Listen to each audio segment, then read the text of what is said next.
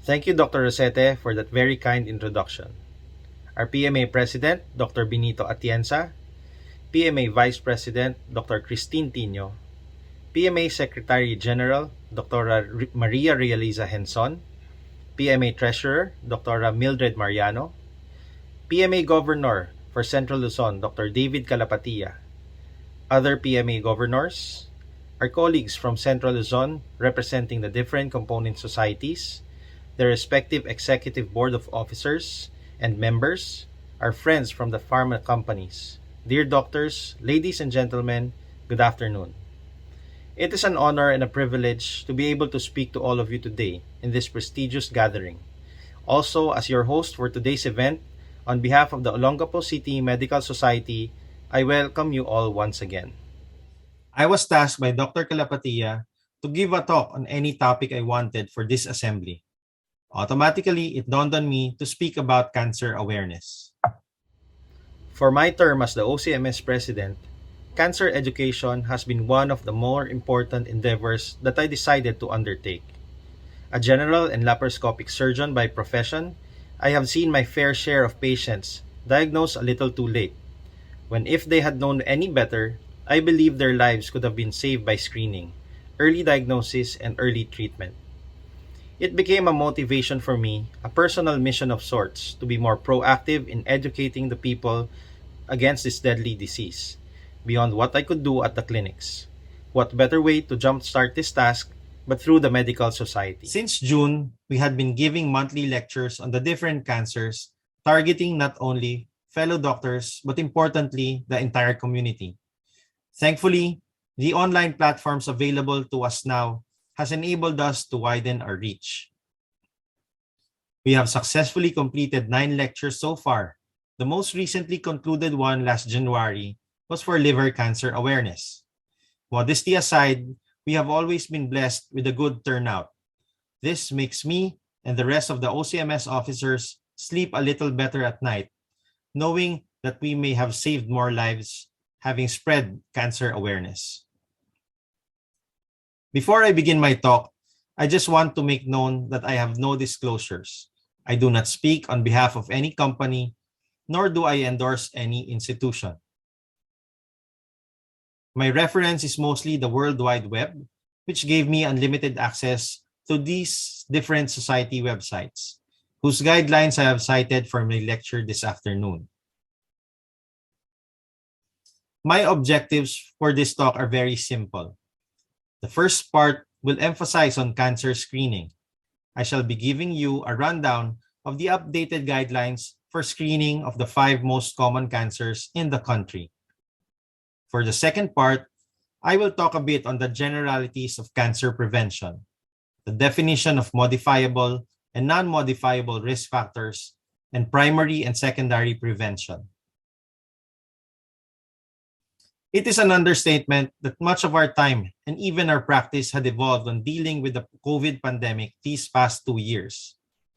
We were given a spark of hope that it has finally reached its end December of last year, only to be taken by surprise once again by the Omicron surge last January.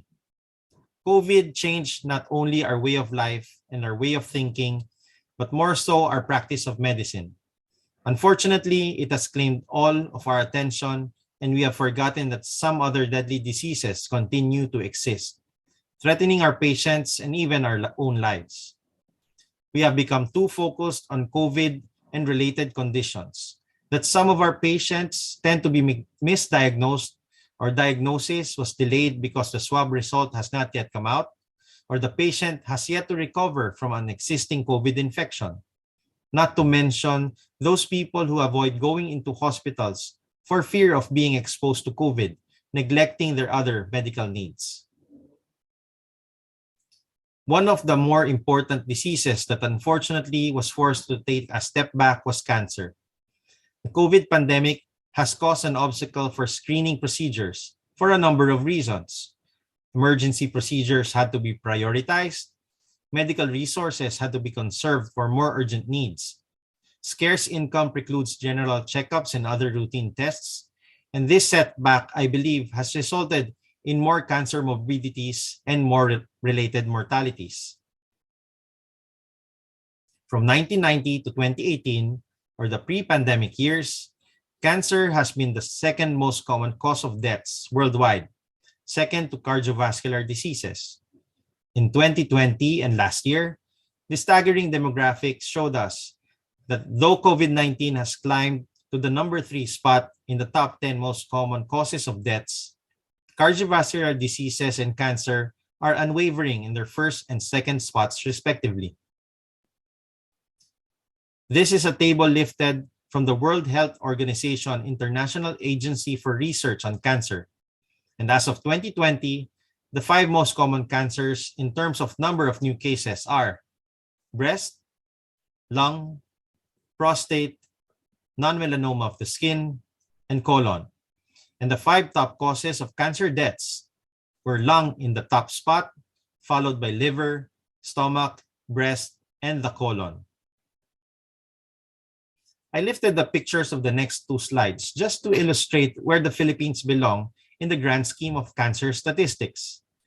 For males, most common in incidence for the Filipinos is lung cancer, as shown by our country shaded in blue. For Filipino women, breast cancer is still the most common, evidenced by our country entirely covered in pink. For our country, these are the top 5 most common cancers in incidence in both sexes combined. We cannot overemphasize the importance of cancer screening. The burden of cancer care is substantial worldwide and has claimed more lives than we can care to imagine. Screening and early detection will allow us to provide the patient with more optimistic outcomes. The American Cancer Society provides us with an age-based guide for cancer screening as follows. All women starting at age 25 should be regularly screened for cervical cancer. And at age 40, breast cancer screening shall commence for them as well. For men, prostate cancer screening begins at age 45. And for both sexes, they recommend the beginning of colorectal cancer screening also at age 45. But as you will see later on, screening should be tailor-made for each individual, with age being not the most important deciding factor on whether or not to screen. You will see later the importance of history taking, going back to the basics of medical school, in order to determine if a person needs screening for a particular cancer. Interestingly, February 4 was World Cancer Day, celebrated with the theme Close the Care Gap. Spreading awareness about cancer is the crucial first step for us to be able to do this. It is indeed about time to redirect and refocus on quality cancer care for our patients. For my talk this afternoon, let us revisit these screening protocols for the most common cancers in our country.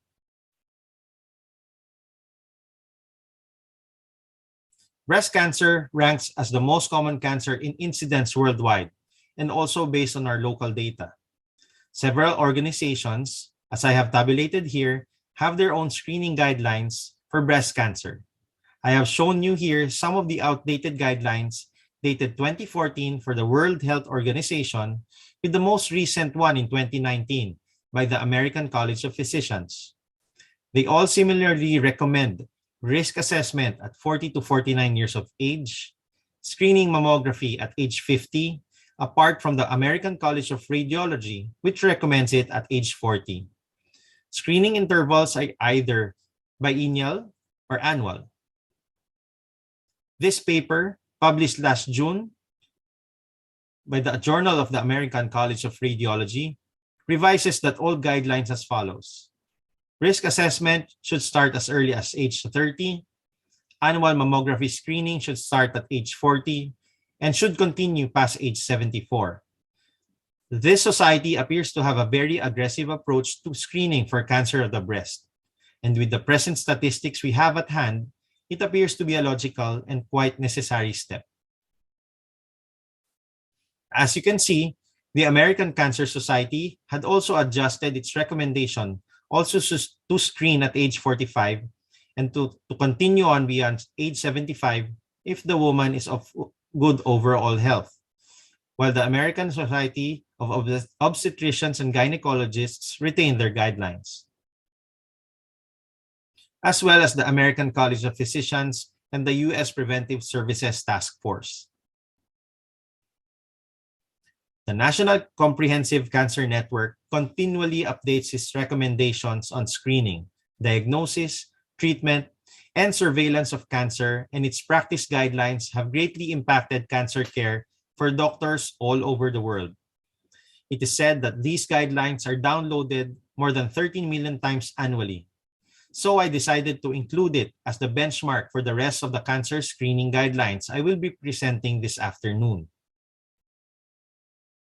For breast cancer screening, its most recent update tells us that for an average risk woman, it is at age 40 that annual screening mammogram is recommended. It is, however, different for women who are at high risk.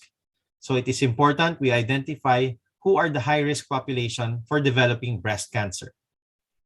And they are women with the benefit of genetic testing and identified to have BRCA1 or BRCA2 mutation, as well as untested family members who have the gene. Women who have had a history of chest radiation before the age of 30, women who have a lifetime breast cancer risk of 20% or more based on their family history, those diagnosed with lobular hyperneoplasia or atypical ductal hyperplasia. Now, the screening guidelines for this subset of women indicate an earlier onset and a more rigorous approach, as you can see in this busy slide. If the woman is asymptomatic or if she presents with a palpable mass as early as age 30, she will have to undergo a mammogram and an ultrasound. And despite the results of the imaging, which will identify the BI-RADS score of the mass seen, it is important to base the next decision on clinical suspicion. And that is where the more invasive modalities are to be considered, like performing a core needle biopsy. We already shy away from doing fine needle biopsies for breast masses as what was previously the practice before. Lung cancer. Now, moving on to lung cancer, in 2013, screening begins at age 55 for individuals with known and identifiably significant smoking status.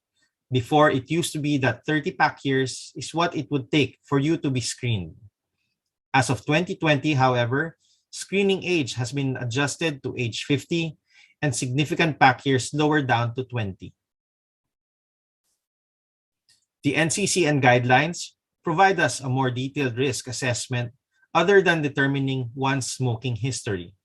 It gave focus on chemical exposure to radon, occupation exposure, family history of lung cancer, pulmonary disease history, and secondhand smoke as pertinent risk factors for lung cancer as well. It also advises in its 2020 screening guidelines to stratify patients based on risk status.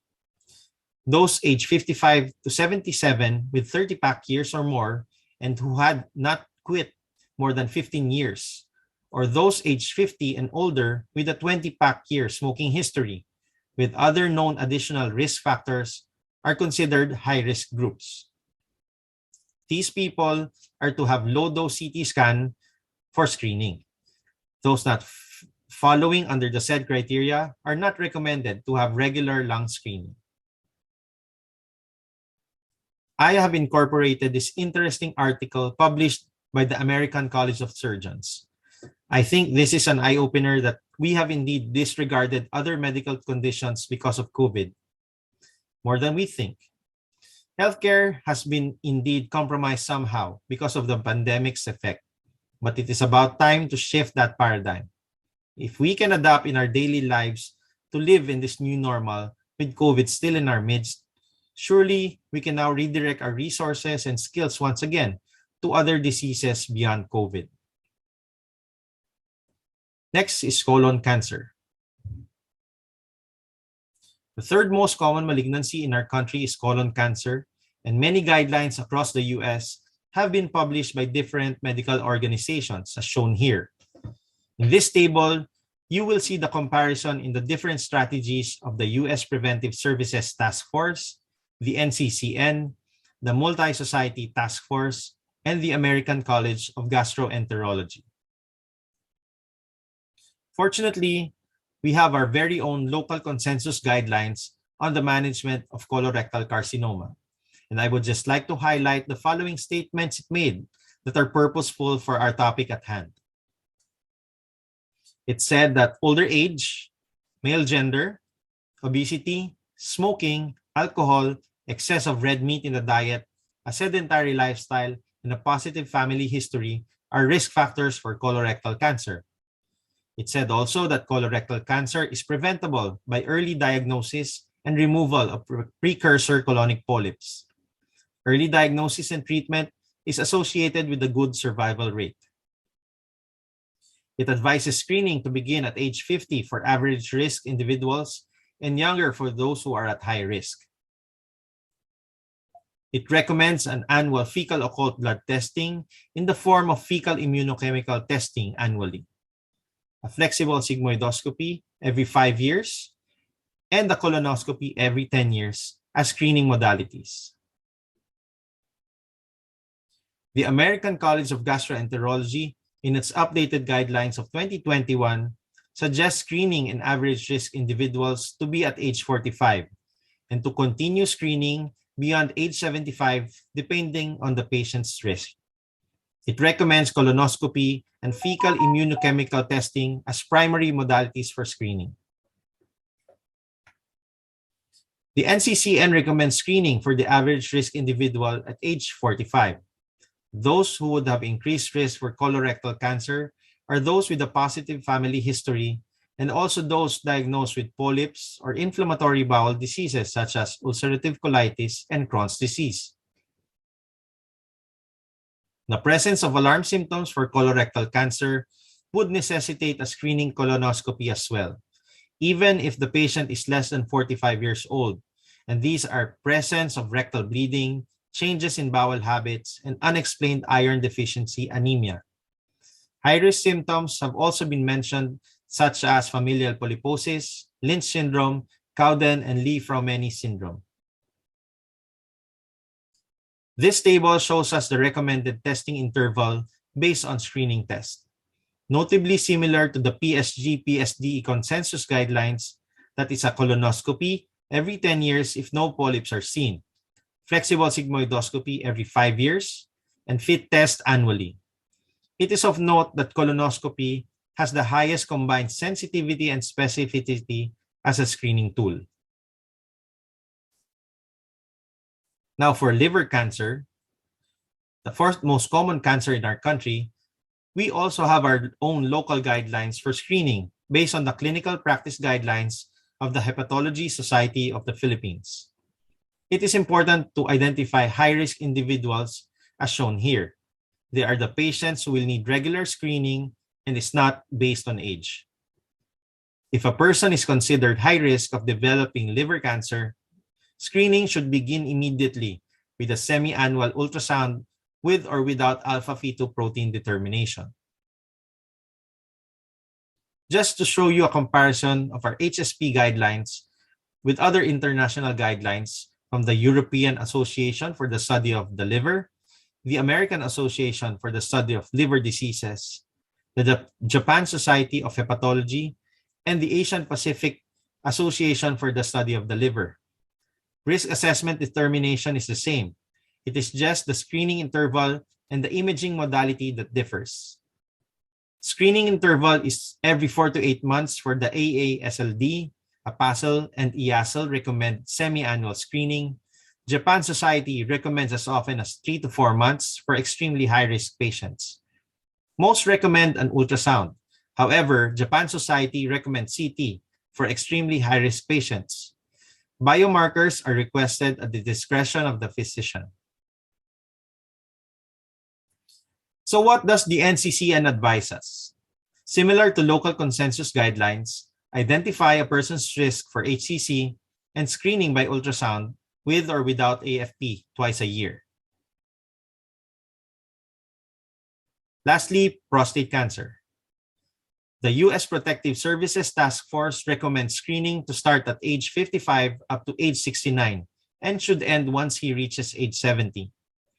The American Association of Family Physicians recommend that those 55 and older should not be routinely screened, and the American Cancer Society recommends screening to start at age 40. This shows a more updated tabulated form of guidelines, including that of the American Neurological Association, which recommends screening at age 40 with a biomarker or the PSA and a simple office procedure, the digital rectal examination, to be done annually until one's life expectancy is less than 10 years. It is also important to identify high-risk population or those with first-degree relatives with prostate cancer or those who are of African American ethnicity or race. What do the NCC and guidelines say? Screening at age 45 to 75 and the importance of risk assessment, putting those of African ancestry, those with germline mutations, and suspicious family history and history of prostate disease at high risk, which adjusts their age of screening at 40 years old. I hope after being refreshed with these updated guidelines for the most common cancers affecting Filipinos, I have inspired everyone to be more proactive in cancer screening. Let me end this first part of my talk with a reminder that guidelines are simply there to guide us. These are not rules written in stone, and as physicians, it is up to us to tailor-make our approach as to what we think is best for our patients. Now, the next interesting question would be this. We see some of our patients coming in our clinics consulting with a panel of tumor markers that they have requested for themselves to screen for different cancers. Is this valid? Is this necessary? Is this a right practice? I was fortunate enough to have come across these two papers that gave me the answers I needed. This study, published in 2013, gave two different tables on the different purposes of biomarkers. Table 1, as you can see, are the biomarkers that have been studied and are currently being studied to utilize as screening test for asymptomatic patients. Table 2, the longer list on the right side of your screens, shows a tabulation of tumor markers intended for post-operative surveillance and treatment monitoring. These two separate tabulations tells us that requesting tumor markers should always be done in accordance to its right purpose and indication. It tells us that tumor markers, because of their low sensitivity and lack of tumor specificity, may not be solely used for primary diagnosis of certain malignancies. There are only a number of tumor markers that we may request for screening of asymptomatic patients, and we do so if we deem it necessary based on proper risk assessment. It is used to aid diagnosis in some instances, but mostly tumor markers serve its purpose once a patient has already been diagnosed, and these tests will help the physician in treatment and disease progression monitoring, in assessing relapse or recurrence in prognostication. A more recent publication tells us the same conclusion, that tumor markers are diagnostic tools used to monitor disease progression and recurrence, to prognosticate a patient, and to assess the patient's response to systemic therapy, not as a screening tool for early cancer diagnosis. So now we move on to the second part of my talk, which is cancer prevention. To be able to win a war, we must foremost know well our enemy. With cancer as our enemy, to beat it, we must know how to protect ourselves from it. But first, let us quickly define prevention. Primary prevention are interventions that we can do altogether to stop cancer from ever developing in our bodies. These come in ways that we can do to prevent ourselves from exposure to factors that increase our cancer risk. That is what we are doing now. Health education, focusing on cancer screening, cancer treatment, and creating venues for cancer awareness. Secondary prevention are interventions that lead to early discovery of precancerous or cancerous events in the body, therefore giving us a chance to control it the soonest we can. These include regular screening, early detection, and early effective treatment. It is of utmost importance also for us to be fully aware of the risk factors for cancer. The Center for Disease Control and the National Cancer Institute provide us with this list to guide us in identifying our risk. Of all these factors, as you will see, there are modifiable and non-modifiable factors. Understanding the difference between modifiable and non-modifiable factors would lead us to understand also that there is something we can do for ourselves to prevent cancer. After all, more than half of cancers is said to be preventable. Using the Serenity Prayer as my guide, it also helps to remind me of what I could do to keep myself healthier each day. Non-modifiable risk factors are those that we cannot modify. Our age, gender, ethnic lineage, familial diseases in our genetic line, and naturally, we have to accept these. But what is more important are those risk factors we can actually do something about. These are the modifiable risk factors for disease. We must constantly pray for the motivation and the courage to change when we identify these in ourselves, our loved ones, and our patients. Because though we identify them, these are definitely hard to modify at times. We are all too familiar with the phrase lifestyle modification, not just for cancer, but for other diseases as well. Sadly, this is one kind of advice usually always taken with a grain of salt, or worse, our patients do believe it but don't take action. I will quickly run through what can put us at risk for cancer, because knowing really is the best beginning for any battle. Food. Anything in excess is always bad, so the key is really to consume in moderation. However, there are certain kinds of foods that have been found in some studies to be linked to cancer, like processed foods, fried starchy foods, and burnt foods because they contain carcinogens like nitroso compounds, acrylamide, polycyclic aromatic hydrocarbons, and heterocyclic amines. These vices will do us no good really, and in addition to its obvious harmful effects, they can also give us cancer. Acetaldehyde is the byproduct of alcohol metabolism in the liver. Cigarette contents, I believe I need not say more.